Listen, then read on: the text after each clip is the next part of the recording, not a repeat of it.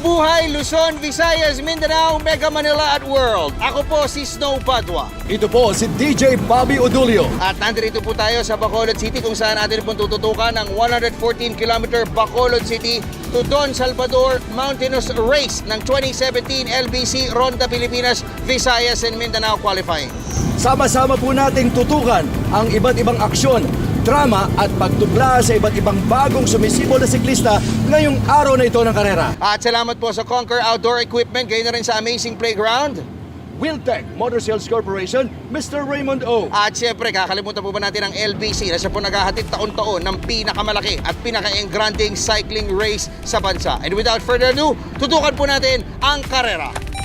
Hindi ginagawa ng ilang cycling race organization sa bansa, muling dumayo sa malayong probinsya ng Bacolod ang LBC Ronda Pilipinas upang bigyan ng tsansang magpakitang gilas sa mga aspiring riders mula sa Visayas at Mindanao. Hindi pa nakontento sa mga bagong nadiskubring siklista mula sa Luzon, dinala pa ng LBC sa City of Smiles ang kanilang delegasyon upang ipagpatuloy ang talent identification search. 6 na pong magigilas na cyclist ang tumugon sa hamon ng 2017 LBC Ronda Pilipinas, Visayas and Mindanao qualifying. Hindi simple ang inilatag na ruta ng organizers dahil isang mabigat na 114-kilometer one-day race mula Bacolod patungong bulubunduking bayan ng Don Salvador sa Negros Occidental ang haharapin ng mga riders. Sa patag na bahagi ng Bacolod to Murcia Highway, singtamis na mga tubong nakatanim sa paligid ang pagsasama-sama sa isang grupo ng mga kalahok. Pero nang bumuyangyang na ang panikin sa pagitan ng Murcia at Don Salvador, agad na nagpasikat ang tatlong siklista ng Go for Gold ni Scratch at CEO Jeremy Go.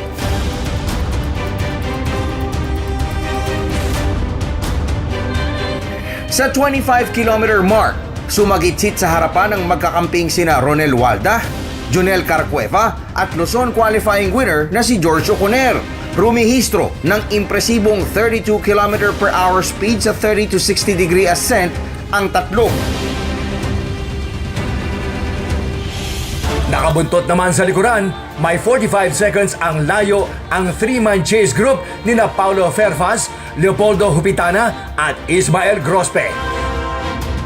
Sa peloton ay agad na inagaw na nag-iisang Philippine Navy Standard entry na si Lloyd Lucien Reynante ang harapan at sinupil ang ilang nagtatangkang pumulas. Ang distansya ng main batch sa breakaway group, 3 minutes and 32 seconds.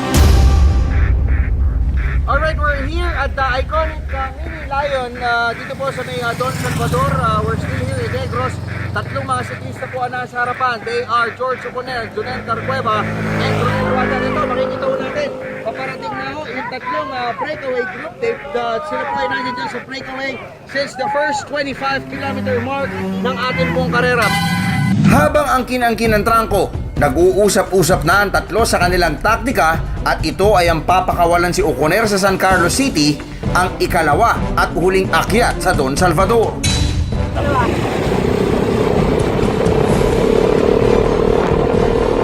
Kasabay ng maitim na balak ng tatlo sa harapan ay siya naman paghaba ng race column. Nabasag na kasi sa 4 na grupo ang karera. Ang 3-man breakaway, 3-man chase, 6-man third group at peloton. Umabot sa 2 kilometro ang haba ng race entourage, lalo't bistulang nalulukod na ang muka ng ilang hirap gumiya sa akyatin. Sa first group ay naubusan ng gasolina si Jonel Carcueva habang lumabas naman ang kahinaan sa pag-akyat sa bundok ni Ronel Walda. Dito ay napilitan si George Oconer na mag-solo breakaway kahit pa matindi ang buga ng hangin sa bulubundukin ng San Carlos City suburbs.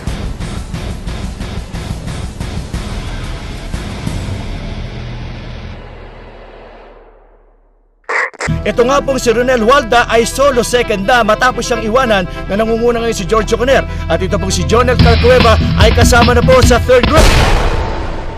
Sa videong ito, kitang-kita kung paano humingi ng saklolo sa kalangitan si Walda.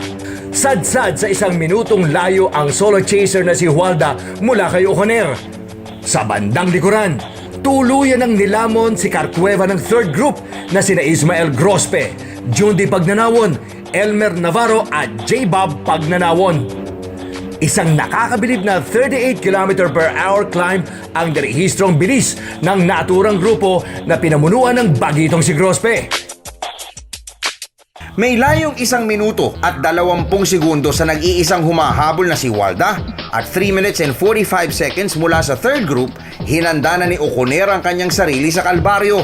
Agad na nagkarga ng tubig at ngumata ng energy bar ang anak ni dating Olympian rider Norberto Oconer papasok sa final 25 kilometers ng karera. Habang patuloy na sinisikap ni Walda na ibalik ang sarili sa harapan, parang mga bulating tinapunan ng asin ang third group. Nagrematehan sina Ismael Grospe at Jundi Pagnanawon na nagbigay ng dagdag kulay sa karera. Rider number 36, ito pong si Jundi Pagnanawa. Ay, tumatakas po si Ismael Grospe, pero sinundan po siya nitong si Jundi Pagnanawa. Sa nalalabing 10 kilometro, naniguro na si Oconer at nagdesisyong wag nang hintayin ang mga kakampi sa likuran.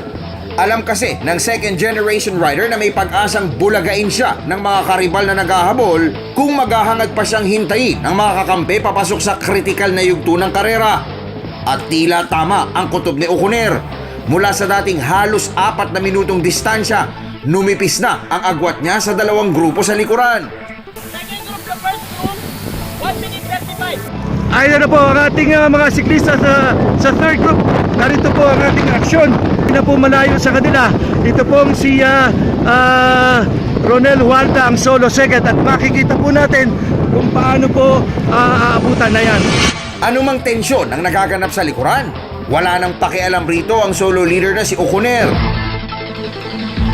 Final 150 meters of the race and George Oconer now racing at a speed of 45 kilometers per hour. George Oconer has been part of the breakaway since the first 25 kilometers of the race in Murcia. And George Oconer proving to everybody that his victory in the Luzon qualifying in Subic last month was not a fluke. George Oconer, a second-generation rider, the son of former Olympian cyclist Norberto Oconer, and he is just about a few pedals away from the finish line in Don Salvador, and we can already see the crowd waiting for the arrival of the Visayas and Mindanao qualifying winner. And George Oconer, tumayo na po siya at sinalubong siya ng ating pong race director na si Mr. Jingo Hervas, and George Oconer officially crowning himself as the champion.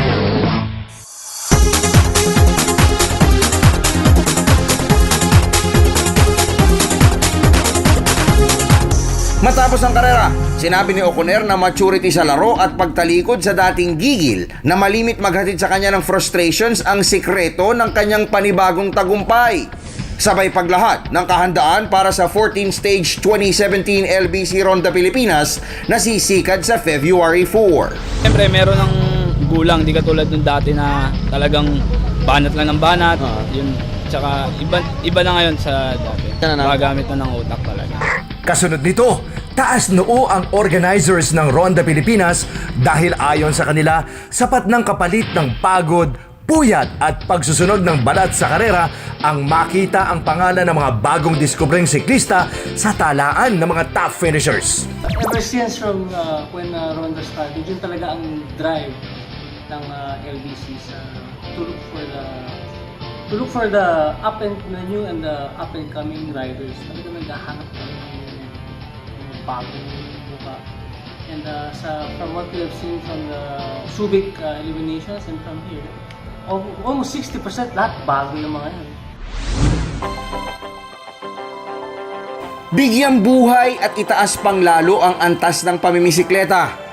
Ito ang dedikasyon ng LBC at Ronda Pilipinas hindi lamang para sa mga mahihilig sa cycling, kundi maging sa mga kababayan nating sa sports humuhugot ng pag-asa sa kabila ng magulo at negatibong balitang bumabalot sa ngalan ng ating bansa.